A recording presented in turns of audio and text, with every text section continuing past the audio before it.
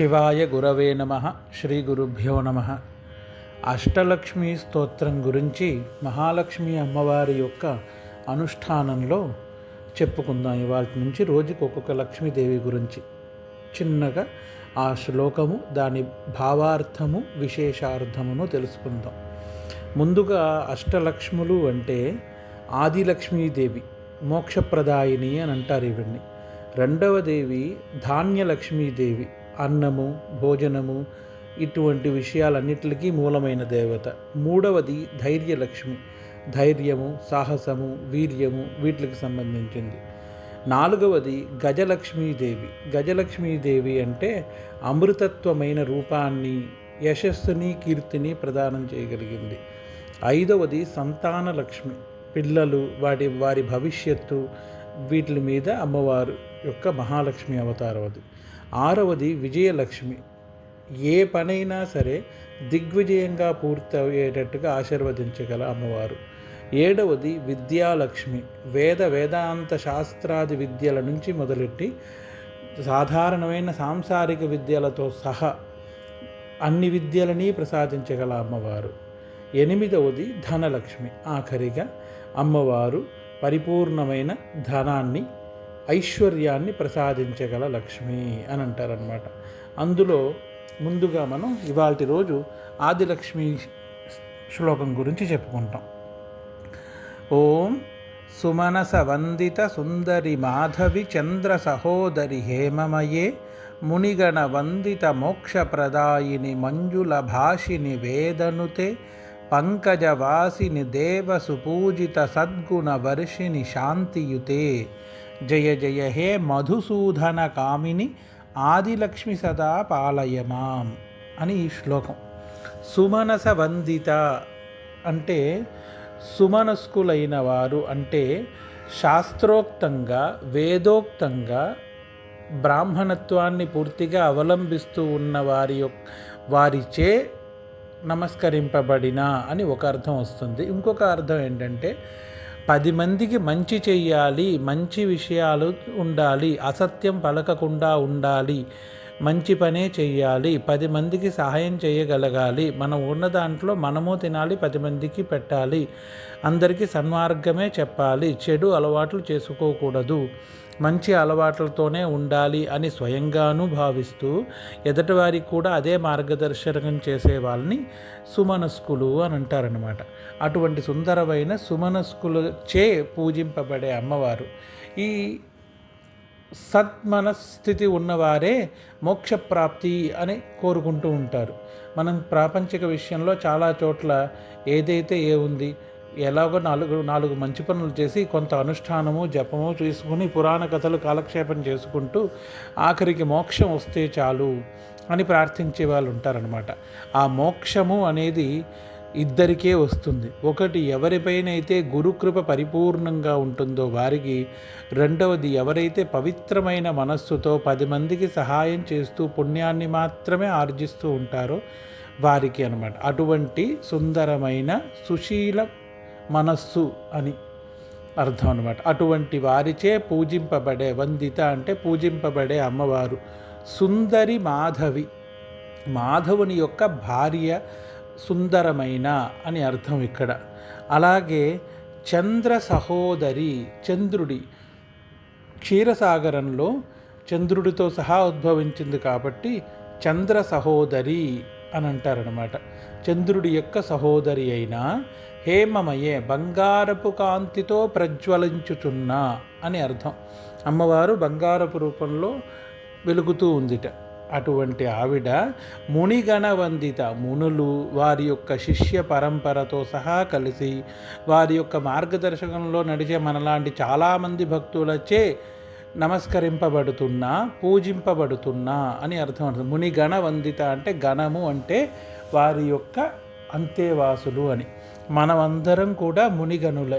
ఎందుకు అంటే మన గోత్రం మీదే ముని ఉంటారు. శ్రీవత్స గోత్రము అంటే శ్రీవత్స మహర్షి వారి యొక్క అంతేవాసులం మనమంతా. అనునాయులు అని అంటారు, వాళ్ళ అడుగు జాడల్లో నడిచేవారము అని.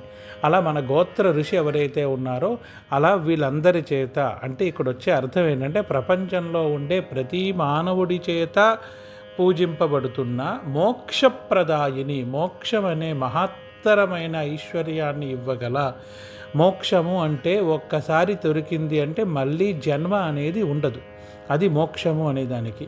వేదాంతాలు చదివిన, నిత్య యజ్ఞయాగాది క్రతువులు చేసిన, దాన ధర్మాదులు ఎన్ని చేసినా, ఈశ్వర నామస్మరణ, దైవనామస్మరణ, హరినామస్మరణ అనేది వదిలిపెట్టకుండా ఉంటేనే మోక్షానికి మార్గం సులభం అవుతుంది. అది కూడా మార్గమే.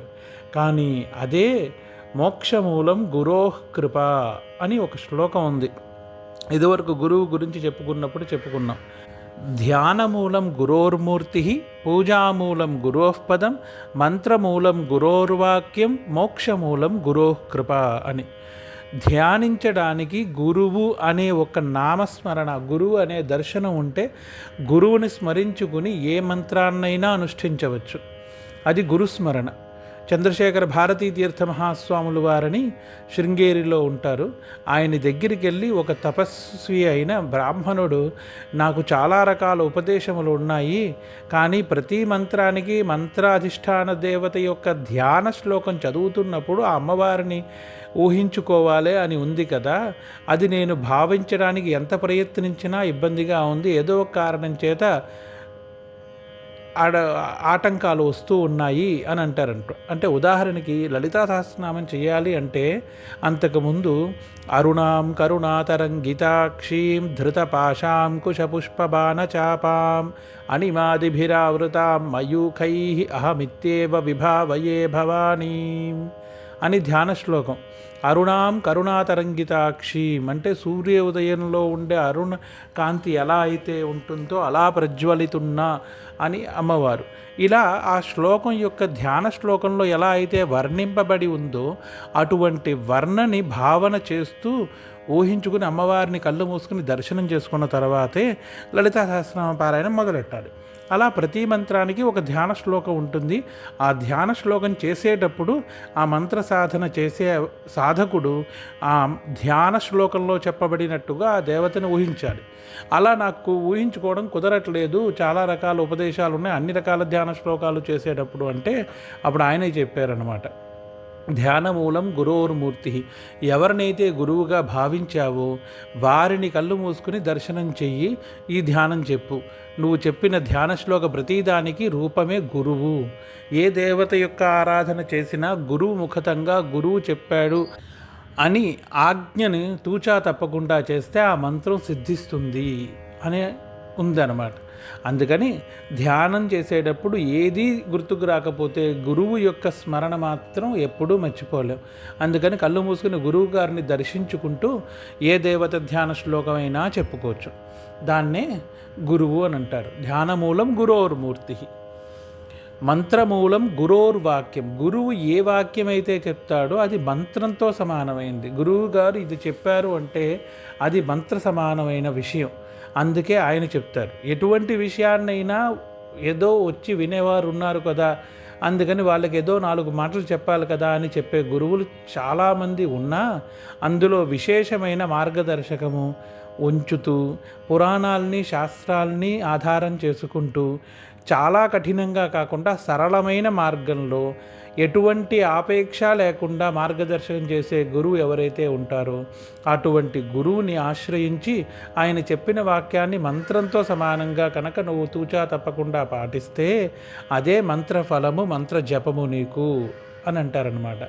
అలాగే పూజామూలం గురోఃపదం, గురువు పాదాలకి పూజ చేయడమే ఎక్కువ. ఎందుకంటే మిగతా ఆరాధన, అభిషేకాలు, పూజలు, హోమాలు, యజ్ఞాలు ఇవన్నీ చేయడం ఒక ఎత్తు అయితే గురువు పాదాల చెంత ఒక్క పుష్పం పెట్టినా చాలు, అది అన్ని దేవతల యొక్క పూజలు చేసిన ఫలితాన్ని ఇస్తుంది. అలాగే మోక్షమూలం గురోః కృప.